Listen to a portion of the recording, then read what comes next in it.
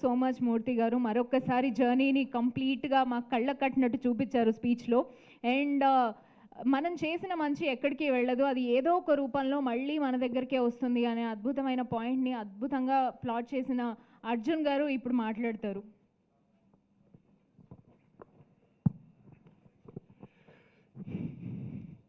Media మిత్రులందరికీ నా హృదయపూర్వకమైన నమస్కారాలు తెలియజేసుకుంటున్నాను.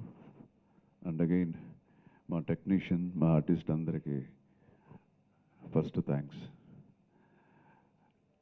అండ్ నాగేంద్ర కుమార్ గారు ఎంత అనలైజ్ చేసి మీరు మాట్లాడారు. Thank you for your kind words.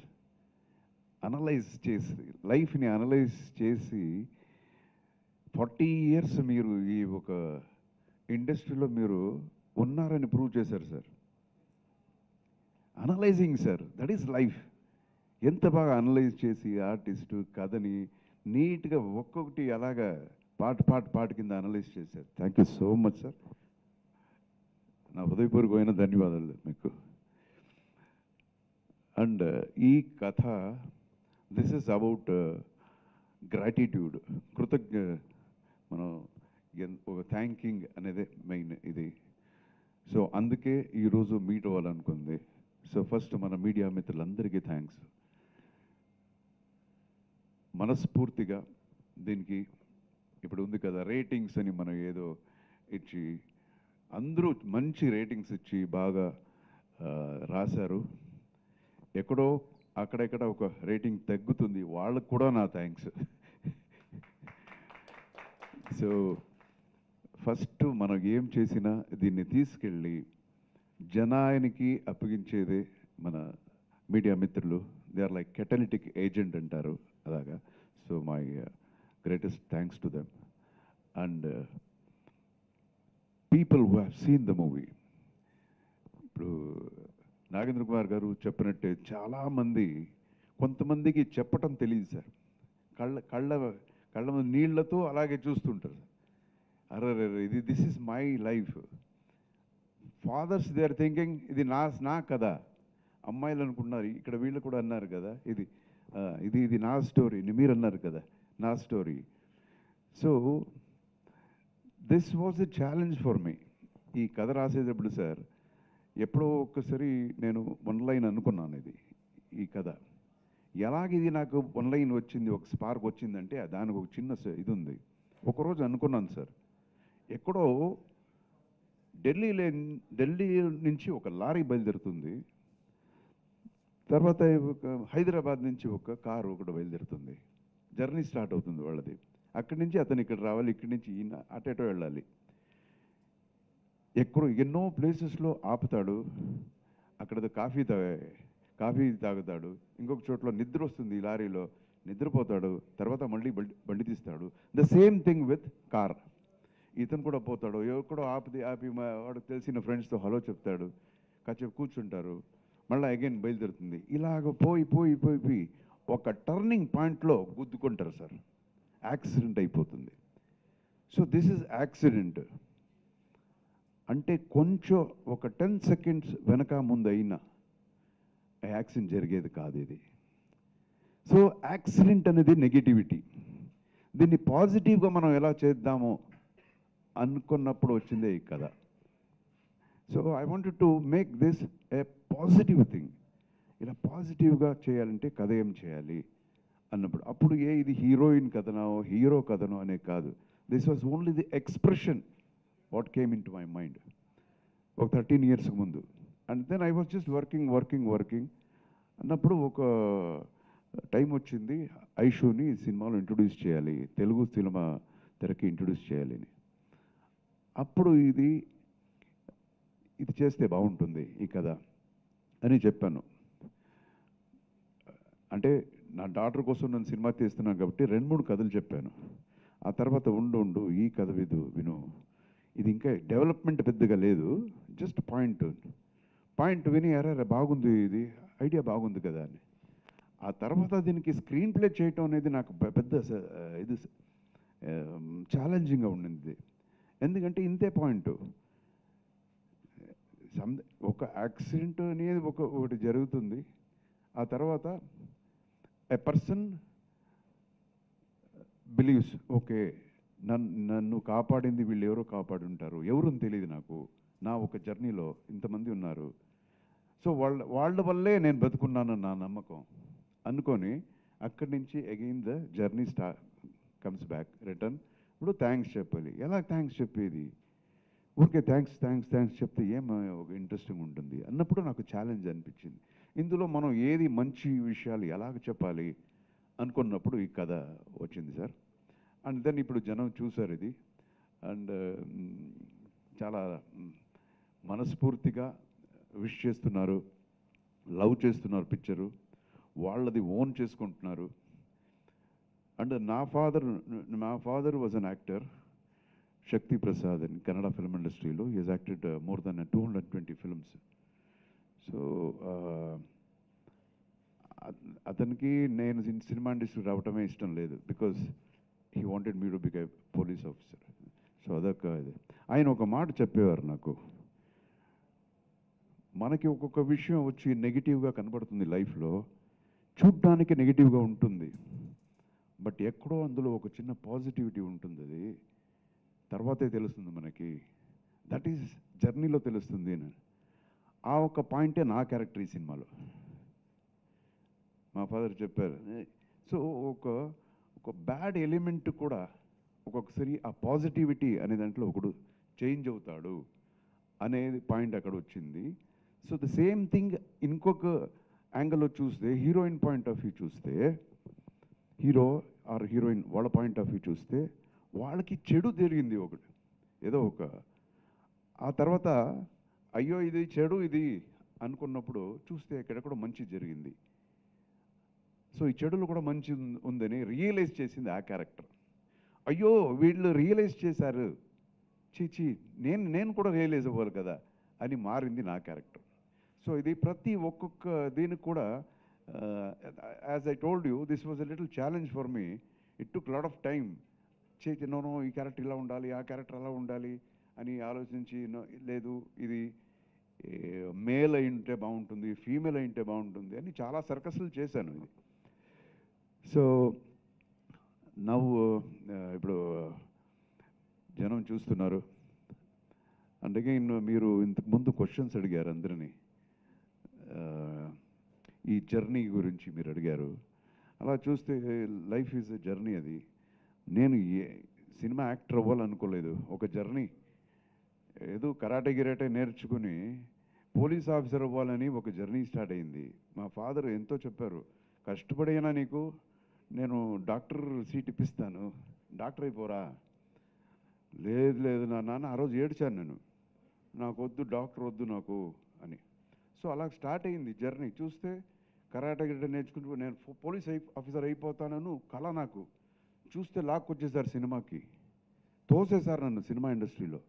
Acting తెలీదు, గంధమే తెలీదు యాక్టింగ్ ఏంటని. ఆ తర్వాత పెద్ద పెద్ద డైరెక్టర్స్ లైక్ కోటి రామకృష్ణ గారు వీళ్ళంతా వచ్చి, రారా నువ్వు రా, నేను చేసి నువ్వు చెయ్యి చాలు. వద్దు సార్ నేను చేయను, మా పిల్ల గోపాలుడు చేయను అన్నాను సార్. సో అలాగే స్టార్ట్ అయింది. చూస్తే హీరో అని చెప్పేశారు. ఆ తర్వాత ఒక 15-20 సినిమాలు యాక్టింగే రాదు, మాట్లాడితే షర్ట్ ఇప్పేసి బాడీ చూపించేసి ఫైటు. సో ఫైట్ బాగా చేస్తున్నాడు, బ్రూస్లీ ఇలా ఉన్నాడు, ఇదే సౌత్ ఇండియన్ బ్రూస్లీ అని చెప్పేశారు. అయ్యో అవునా అనిపించింది. ఆ తర్వాత కొన్ని సినిమాలు ఫ్లాప్ అయిపోయింది, టోటల్ జీరో అయిపోయాను. అప్పుడు అనిపించింది, ఓ ఇదేంటి ఇది అని. అప్పుడు I realise, no this is my bread and butter, ఇదే ఫుడ్ ఉన్నది, మరి ఏం చేయాలి, సర్వైవ్ చేయాలి. అప్పుడు I started taking things seriously. ఓ ఇదే యాక్టింగా, పెద్ద పెద్ద యాక్టర్స్ పెద్ద డైరెక్టర్ సినిమాలు చూడటం, యాక్టర్స్ సినిమాలు చూడటం, ఇలాగయ్యి కొంచెం ఓకేరా అనిపించేలాగా యాక్టింగ్ అని నాకే కాన్ఫిడెన్స్ వచ్చింది. సో ఆ జర్నీలో అలాగైపోయాను. అండ్ దెన్ తప్పనిసరిగా నేను డైరెక్ట్ చేయాల్సి వచ్చింది, ఎవరు లేదు నాకు, మరి నాకేం తెలుసు అన్నప్పుడు ఓకే టెక్నికల్ కొంచెం ఓరియంటెడ్, ఓకే ఎస్ డైరెక్ట్ చేసేద్దామా. ఎవరికి నమ్మకం లేదు, నా వైఫ్కి నా మదర్కి తప్ప ఇంకెవరికి నమ్మకం లేదు. మా మదర్ ప్లేస్ అంతా అమ్మేసి కూడా నాకు డబ్బు ఇచ్చారు. సో అలాగే ఆ పిక్చర్ గుద్దింది. తమిళ్లో డైరెక్టర్ అయిపోయాను. ఆ సినిమాకి స్క్రీన్ ప్లే నేను రాశాను, ఫైట్ కంపోజ్ చేశాను, ఎడిటింగ్ చేశాను. ఆర్ట్ కూడా తెలియకపోయినా నేను కూర్చొని రాసుకొని, బికాస్ మినిమంలో మ్యాక్సిమం చూపించాలి లైఫ్లో. డబ్బు ఇంతే ఉంది, పిక్చర్ హిట్ కొట్టాలి, ఇది నా పొజిషన్. అదే అలాగైపోయింది. డైరెక్టర్ అని చెప్పేశారు. అరే సక్సెస్ఫుల్ డైరెక్టర్ అన్నారు. ఒక ఏరియా పోలేదు, నేనే రిలీజ్ చేశాను, డిస్ట్రిబ్యూటర్ అన్నారు. అందులో డబ్బు వచ్చింది సార్. 89లో 5 lakhs నాకు ప్రాఫిట్. 89లో 5 lakhs అంటే పెద్ద విషయం సార్. సో డిస్ట్రిబ్యూటర్ అయిపోయాను సార్. అలా అయిపోయాను. తర్వాత జెంట్లమెన్ అనే సినిమా అడిగారు, చేయను అన్నాను. కోపం నాకు ఇండస్ట్రీ మీద, నాకెవరు హెల్ప్ చేయాలి, నేను ఎందుకు చేయాలి, వద్దు, నేను ఐఎమ్ హ్యాపీ బీయింగ్ అలోన్ అని.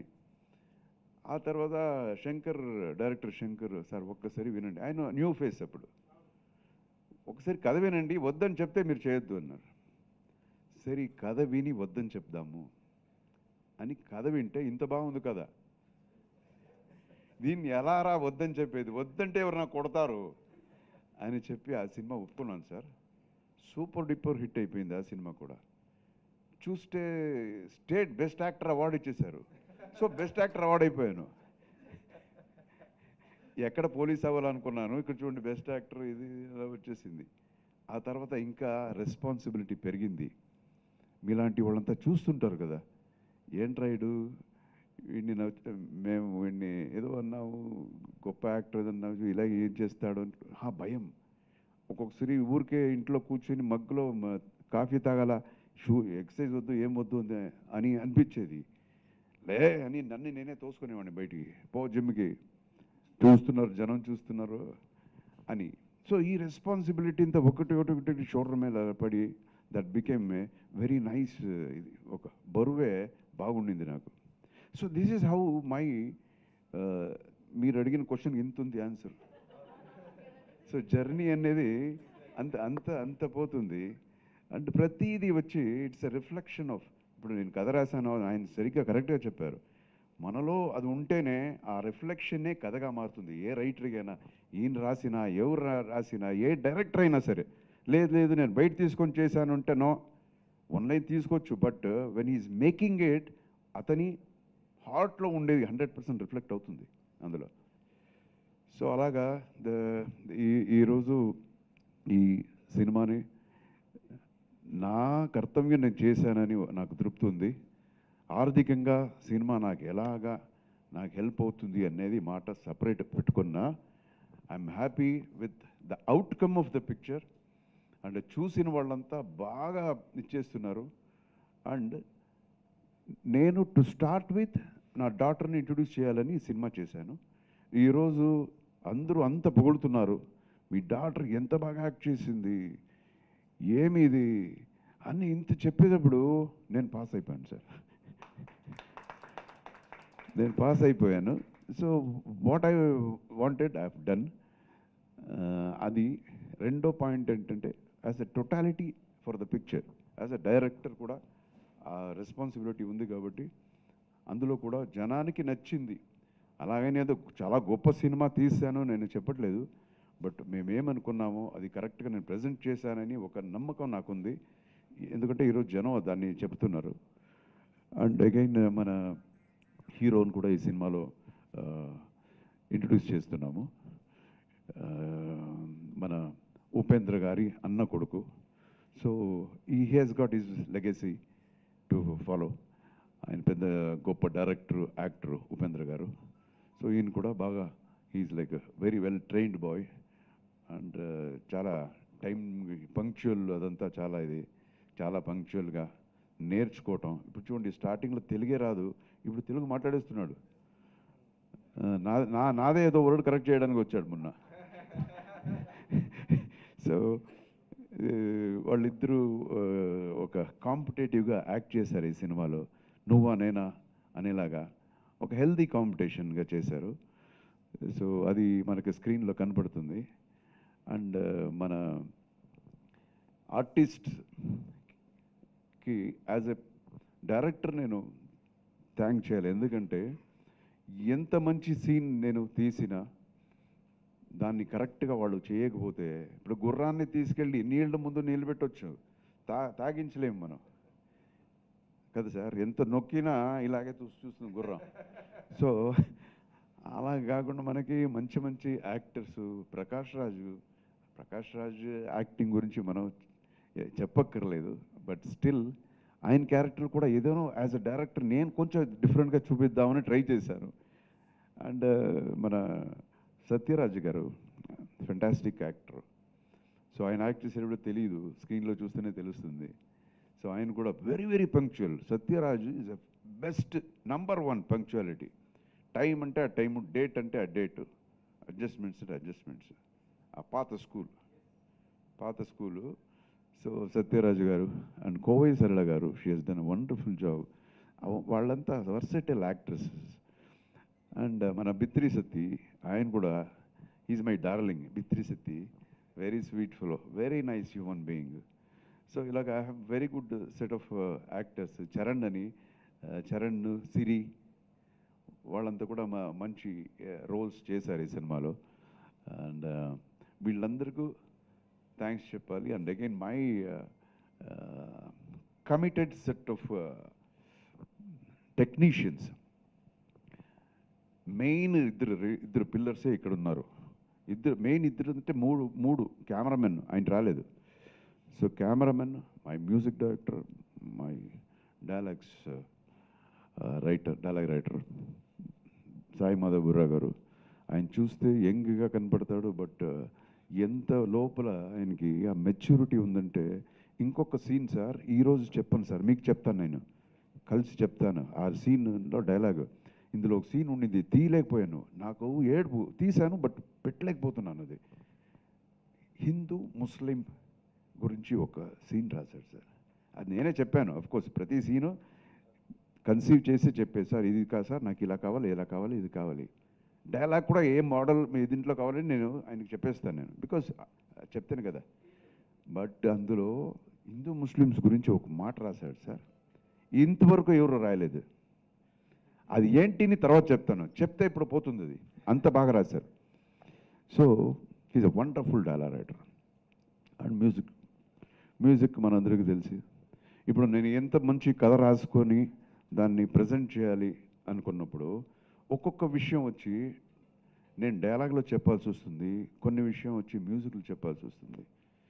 సో నా కథని చెప్పడానికి వీళ్ళిద్దరూ చాలా వచ్చి హెల్ప్ అయ్యారు. నోరు తెరిచి మాట్లాడి నా కథ చెప్పాలన్నప్పుడు ఈయనున్నాడు, సైలెంట్గా ఉండి నా మ్యూజిక్లో ఇది కన్వే చేయాలన్నప్పుడు ఆయన ఉన్నాడు. సో నాతో పాటు కథ చెప్పిన వాళ్ళు వీళ్ళిద్దరు. So I thank from the bottom of my heart. And ఇంతకుముందు కూడా నేను బయట చెప్పాను, ఒక్కొక్క సినిమాకి సార్ అసిస్టెంట్ డైరెక్టర్స్ ఒక 10 మంది ఉంటారు సార్. నాకు అసోసియేట్ ఒకడే, మేమిద్దరే సినిమా. ఎప్పుడో ఒక్కొక్క అసిస్టెంట్ డైరెక్టర్ అప్పుడప్పుడు వచ్చేవారు, నాకు సెట్ అయ్యేది కాదు, థ్యాంక్స్ అని చెప్పేసి ఉంటాను. Because we need committed people work చేయడానికి. నేను కొంచెం 9 to 6 వచ్చి I'm strict my self as a technician. ఆ తర్వాత ఓకే, ఏం పార్టీ చేస్తారా రండి, అందరూ కలిసి చేద్దాం, that's a different thing. So అలా ఉన్నప్పుడు సెట్ అవ్వదు నాకు కొంచెం. So he was with me ఈ జర్నీలో. మనోడు ఆయన కూడా తొందరగా డైరెక్టర్ అయిపోతాడు అని అనుకుంటాను, తెలీదు. అయినప్పుడు నాకు ఏదైనా క్యారెక్టర్ ఇవ్వయ్యా, కమిట్ చేసేసుకో. సో ఇందులో మన Dhruva Sarja, he's my sister son. అయినా అక్కడ కన్నడలో అతను సూపర్ స్టారు. సో ఆయన క్యారెక్టర్ కూడా, ఆయన్ని సినిమాలో ఒక బుల్లెట్ లాంటి ఒక క్యారెక్టర్ ఆయనతో ఇట్స్ నాట్ నార్మల్గా ఇది చేయకూడదు. ఆయనకుండే ఇమేజ్కి తగినట్టుగా కరెక్ట్గా ఉండాలి అని చెప్పి దాన్ని కూడా ఆలోచించి ఈ కథలో ఎలా బ్లెండ్ చేసేది అని తీసుకొచ్చి ఆయన క్యారెక్టర్ పెట్టాను. సో ఇక్కడ మాత్రమే కాకుండా ఈవెన్ కన్నడంలో కూడా the same kind of reviews, the people love అంతా నాకు దొరికింది. అండ్ అదే సార్, థ్యాంక్ యూ సార్. వేరే ఇంకేం చెప్పేది, I have to thank everyone and my digital team ఉన్నారు, Ajay circle and my PR Sai Satish, వీళ్ళందరూ కూడా నేను థ్యాంక్స్ చెప్పాలి.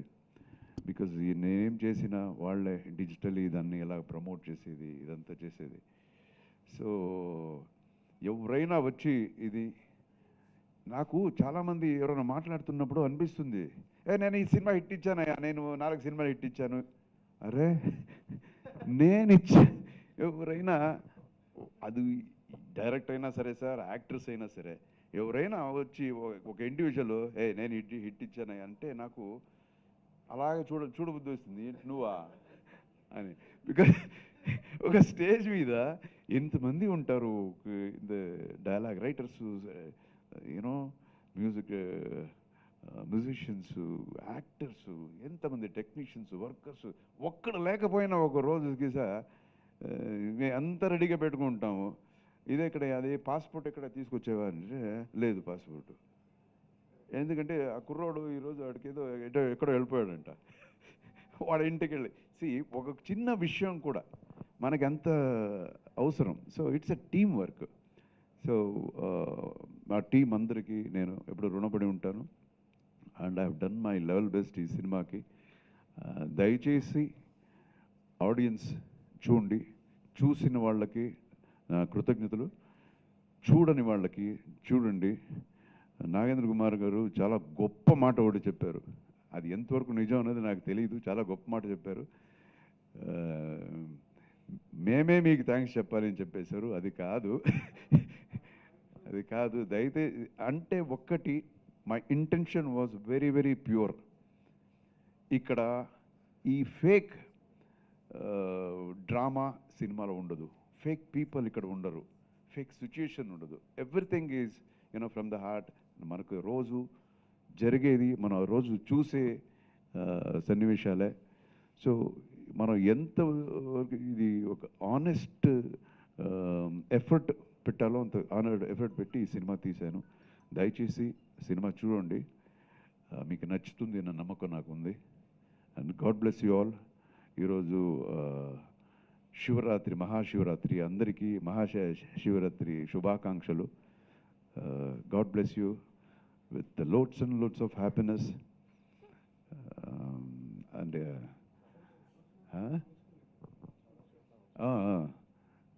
ముందు విష్ చేసేస్తాను, loads and loads of happiness, health, wealth, fortune and prosperity ముందు చెప్పనివ్వండి. తర్వాత షోస్ కూడా అన్నీ ఫుల్ అవుతున్నాయని చెప్తున్నారు, థియేటర్స్లో షోస్ కూడా అన్నీ ఫుల్ అవుతున్నాయి. సో అందరికీ చాలా నా నమస్కారం, ధన్యవాదాలు. God bless. జై హింద్. Thank you, sir.